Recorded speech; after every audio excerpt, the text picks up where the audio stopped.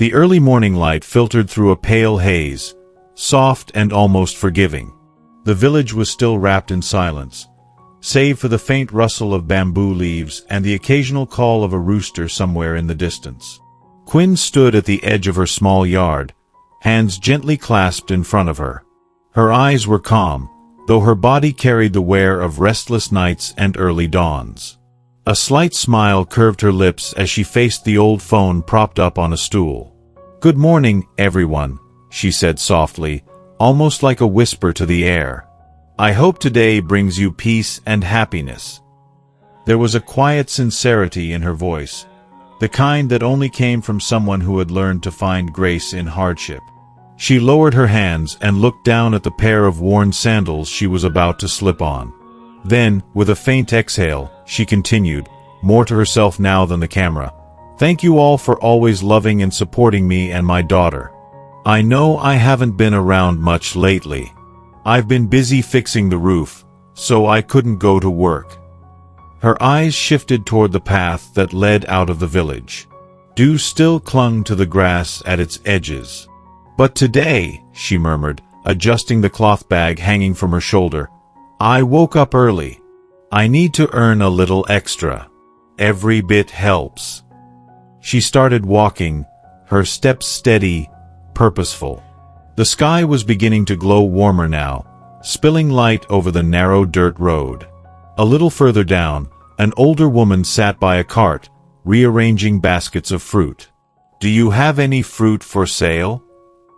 Quinn asked gently. The woman turned, squinting into the light. "Yes, we've got lychees," she said, her voice raspy but kind. Quinn stepped closer. "Are you far from here?" "Not too far," the woman replied, waving a hand vaguely. "But there's not much left. Want to come see?" Quinn nodded. "Yes, please." They walked together, the silence between them easy. As they reached the trees, the woman pointed to the lower branches. "Our lychees are a little small this year," she said, "but they're very sweet." Quinn reached up, plucked one, and peeled it open. The scent hit her first, sweet, clean, and she bit into it slowly. "It is sweet," she said. "No chemicals," the woman added with a touch of pride. "All natural. How much per kilo?" 5,000. Quinn looked at the fruit again. "They're small. Could you lower it just a little?" The woman nodded. "Go ahead, pick what you want." "Thank you," Quinn smiled, her tone soft but grateful, not just for the price, but for the kindness. She moved carefully through the trees, choosing bunches gently, as though every fruit mattered. She didn't say it aloud, but the math ran quietly through her mind. A few kilos, a small profit, enough for rice and maybe milk.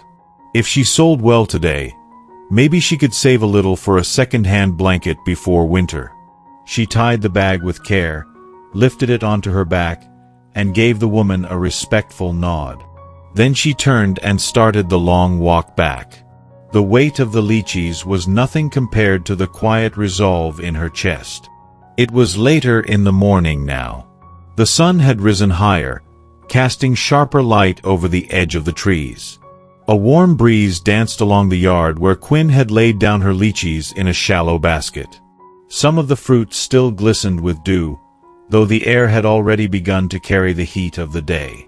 She knelt by the basket and gently rearranged the lychees one by one, her fingers moving without hurry. Her daughter was still asleep inside. The little house was quiet, only the soft creak of bamboo walls and the occasional chirp of birds breaking the stillness.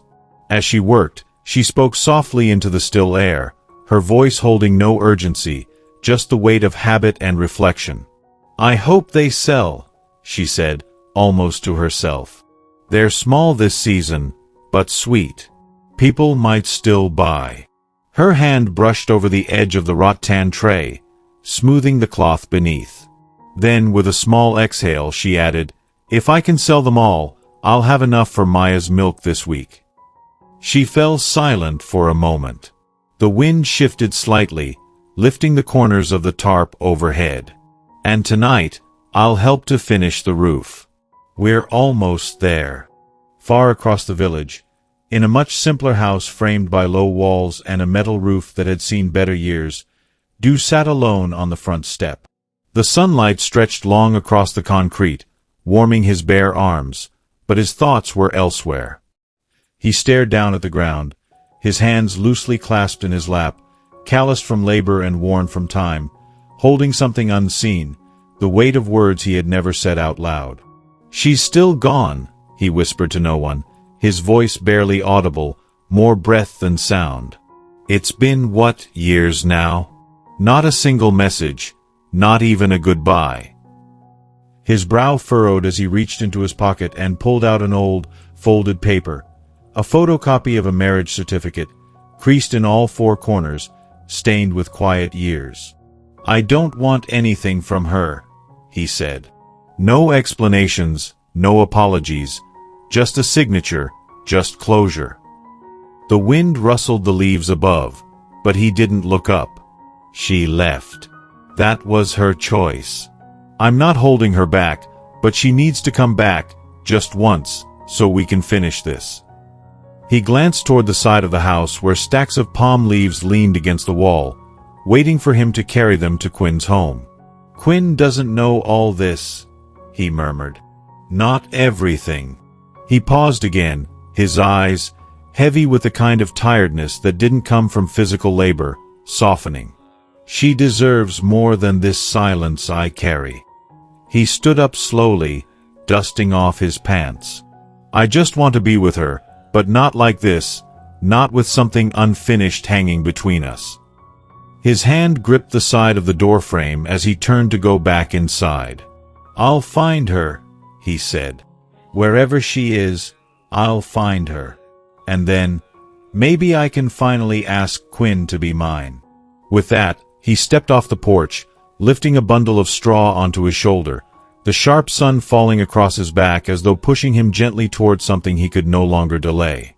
The village market was already in motion by the time Quinn arrived. Vendors called out from behind their stalls, the scent of morning herbs and grilled fish mingling with the rising heat. Baskets overflowed with seasonal fruit, leafy greens, and bundles of lemongrass tied with strips of banana leaf. Everything glowed gold beneath the early sun, everything except the tiredness in Quinn's steps. Her sandals scuffed against the concrete as she moved quietly between the rows. She carried her lychees wrapped in a cloth bundle, tied carefully beneath her arm. The fruit of someone else's trees, yes, but the effort of her own legs, her own bargaining, her own faith that something good might come from a day like this. She stopped at a quiet corner and laid down the bundle. There wasn't much, enough to fill a shallow tray, enough to hope. "Lychees, sweet and fresh," she called out, voice soft but clear. "Red flesh, no chemicals, 10,000 per kilo." A woman walked by, slowed, then turned. "Let me try one," the woman said. Quinn peeled the lychee with careful fingers and handed it over. The woman bit into it and nodded. "It's good." Quinn smiled. "Thank you. If you like it, I can give you a good price for 2 kilos. One sale led to another. A pair of students bought half a kilo to snack on. An old man took a handful after bargaining for 5 minutes. Bit by bit, the tray emptied. Quinn didn't raise her voice, didn't chase the crowd. She stayed seated on her low stool, hands resting in her lap, gaze gentle but steady. By late morning, the cloth lay flat, the lychees were gone. She tied the cloth into a small bundle and pressed it against her side.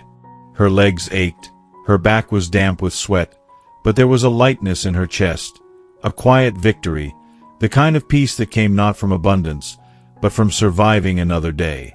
She started the long walk home. The road curved past the fields, then narrowed into a dirt path lined with wild grass and patches of dry earth. Her sandals kicked up little clouds of dust, her shadow stretching behind her. The bundle she carried now held only coins, a small weight compared to what she had brought, but the distance seemed no shorter. Still, Her steps were lighter. She paused once under the shade of a tamarind tree, wiped her forehead with the back of her hand, and whispered to herself, "Enough for milk and maybe a little left for rice." Then she walked on.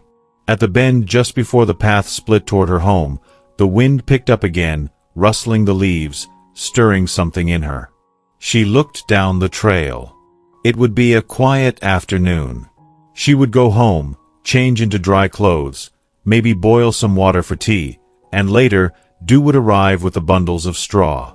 They would climb the bamboo frame together and work beneath the fading sun.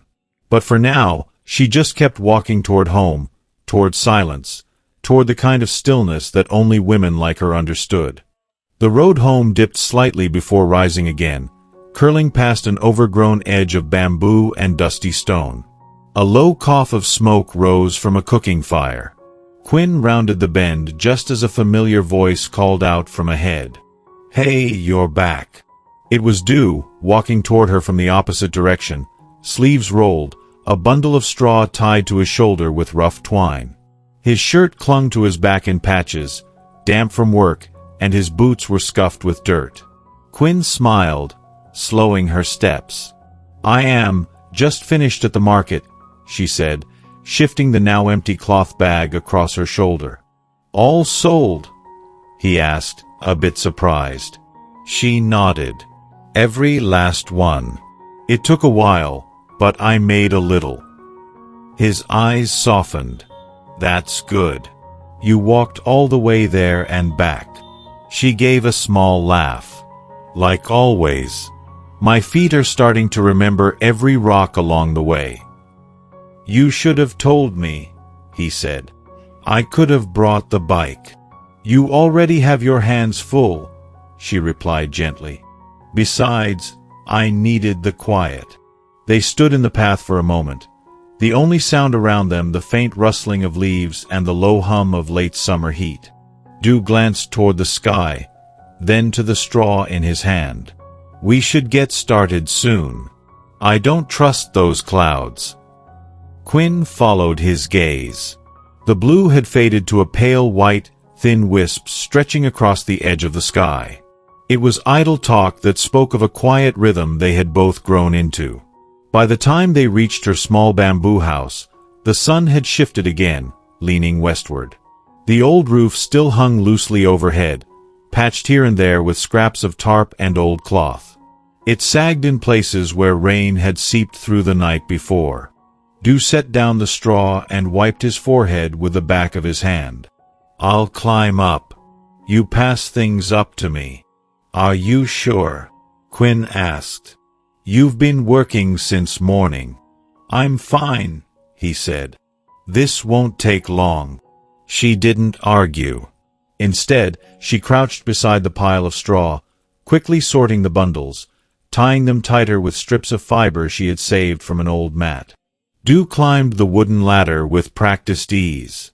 The roof creaked beneath his weight, but he moved with care, crouching low, pressing his hands into the structure as if reading its pulse. His lips pressed into something that wasn't quite a smile, but carried warmth just the same. As he laid each bundle of straw across the bamboo frame, the new roof began to take shape, a shield against storms, against time, against everything they had both endured alone. The air had turned heavier by late afternoon, thick with the scent of dry grass and distant wood smoke. The sun sagged low behind the trees, painting gold across the edge of the bamboo walls. Inside the little kitchen, the heat from the fire mixed with the warmth of something quieter, the kind of warmth that came not just from cooking, but from company. Quinn stood barefoot on the packed earth floor. Bits of straw were tangled in Du's hair, but his eyes, when he stepped into the kitchen doorway, were soft, content, like a man who had done something that mattered. "You're cooking?" he asked. Bare feet slapped softly against the floor. "Uncle Du," Maya called. "Is it dinner time?" Du leaned down and caught her in his arms. "Almost. You hungry?" "Yes. I want chicken." Quinn turned her head, surprised. "Chicken?" Du appeared at the doorway, holding up a small wrapped bundle. I brought some from the fridge at home. Quinn frowned slightly. You took food from your aunt again, she said without looking up. I like her too, he replied. She glanced at him briefly, then back to the pot. You make this place feel different, less lonely. Du didn't answer right away. She took the chicken and nodded. I know. The three of them sat outside later under the low awning, Maya leaning against her mother's side, already half asleep. The sky above was streaked with fading pink, the last of the light caught in the clouds. I want to build something here, Du said softly, almost to himself. Not just a roof, a life. Quinn looked up. You already have. He smiled. Not wide, not proud, just a small, quiet smile that carried more weight than any promise spoken out loud. And in that silence, filled only with the hum of insects, the slow cooling of the earth, and the heartbeat of something not yet named, they shared a meal beneath a roof they had built together. The stars came slowly that night, not bursting into the sky all at once, but arriving one by one like old friends returning without a word. The crickets had begun their endless rhythm, and the wind carried the scent of damp leaves and distant river water. Inside the little bamboo house, the oil lamp flickered in its glass jar, its flame dancing against the walls, casting long shadows across the woven mats. Maya had already curled beneath a light blanket, her breath soft and even. A corner of the room smelled faintly of warm rice and charcoal, remnants of the meal they had shared not long before. Du sat outside on the wooden step, his arms resting loosely on his knees. The thatched roof above him was finally finished, a small thing, but solid, a promise made tangible. He looked out toward the trees, his eyes not focused on anything in particular. It's cooler than I thought, Quinn said, sitting down beside him. Du nodded. The wind shifted. Might rain tomorrow. They were quiet for a while, only the rustle of the bamboo and the hush of distant water filling the space between them. I've been thinking, Quinn said eventually, her voice low. This roof, the meals, Maya laughing again. It's the first time in a long while that I've felt something close to peace. Du didn't answer right away. He rubbed his palms together slowly, as if warming something invisible between them. I want to protect that peace, he said. But there's something I haven't finished yet. Quinn looked at him. He was still watching the trees. I have to find her, he said. My ex-wife. It's not about holding on. It's about letting go properly. The words didn't fall heavy. They came like truth that had waited too long in his chest.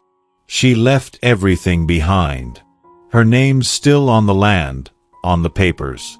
I can't build something real until she signs it all away. Quinn's eyes didn't flinch. She had always known there was a shadow walking behind him, but now it had a shape. You think she'll come back? She asked. I don't know, he said. But I need to look. The night pressed in around them. I'm not leaving, he added, as if sensing the fear in her silence. I just need to settle the past so I can stand beside you clean. She nodded, barely visible in the dark. Then came the quietest sound, a branch snapping in the trees behind the house, too heavy for wind, too far to be the dog. Du stood, alert but calm. Quinn rose too, her hand brushing against his arm. Probably nothing, he said, scanning the tree-line. But I'll go check. She didn't stop him. She didn't ask anything else. But as he disappeared into the shadows, a strange stillness hung in the air. Not fear exactly, but something unsettled. And when she turned back toward the house, something inside her shifted. Not worry, not hope, just a quiet knowing that whatever came next, the peace they had built would be tested.